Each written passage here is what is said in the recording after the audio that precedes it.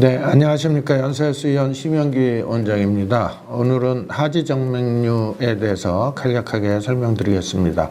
우선 하지정맥류라는 것은 요즘에는 굉장히 많이 알려져 있는데 다리에 보기 싫은 힘줄 혈관들이 울퉁불퉁 튀어나온 것을 하지정맥류라고 하죠.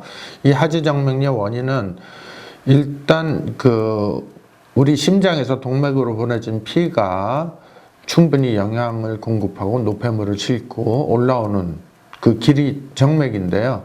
정맥에는 동맥하고 틀리게 판막이라는 구조가 있어서 거꾸로 밑으로 다시 쏟아지지 않게 하는 그런 판막이라는 구조가 있는데, 이것이 어떤 원인에 의해서 약해졌을 때, 즉 유전적인 영향이 가장 많은데요. 오래 서서 일하는 직업이라든지 직업적인 원인도 있고, 또 고도 비만이라든지 이런 체질적인 원인도 있는데, 이러한 것들이 원인으로 인해서 오른쪽에서 이제 피가 올라오죠. 그러다가 피가 이제 아래로 쏟아지게 되면은 판막이 딱 밑으로 피를 쏟아지지 않게 막아줘야 되는데, 판막이 망가졌을 때 밑으로 혈액이 역류가 되면서 생기는 것을 하지정맥류라고 합니다.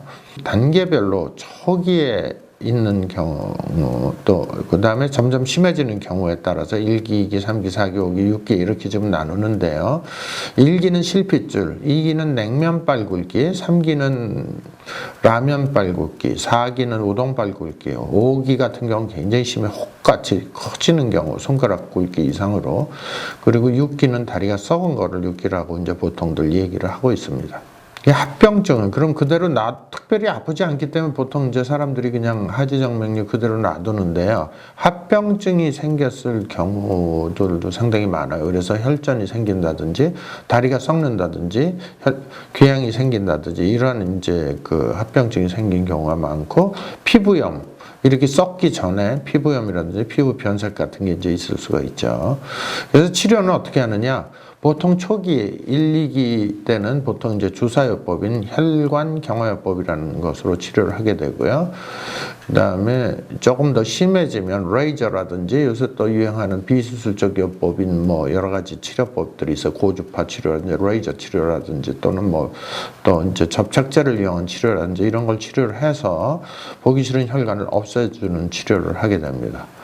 그다음에 아주 심한 경우에는 어쩔 수 없이 그거는 수술요법으로 해서 심한 혈관이 심하게 부풀어져 나온 데는 제거를 하고 더 이상 역류가 일어나지 않도록 묶어주는 치료가 이제 주치료가 되겠습니다.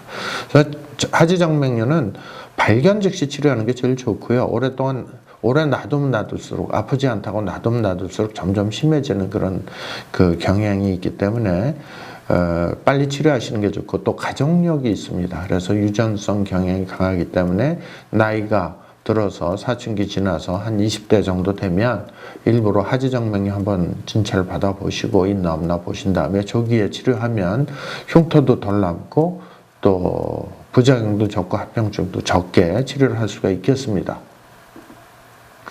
하지정맥류 6기 같은 경우에 치료를 보면 이렇게 궤양이 있어서 피부염인 줄 알고 피부과 계속 다녀요. 근데 사실은 혈류 검사를 해보면 정맥이 망가진 경우가 많기 때문에 이런 것들을 자세하게 진단을 하는데, 진단은 아프지 않게 초음파 혈류 검사로 하면 정확하게 알 수가 있습니다. 그래서 하지정맥류 병원이 요즘엔 많이 생겼기 때문에 전문 병원에 가셔서 정확히 진단을 받으시고 치료받으시는 게 좋겠습니다.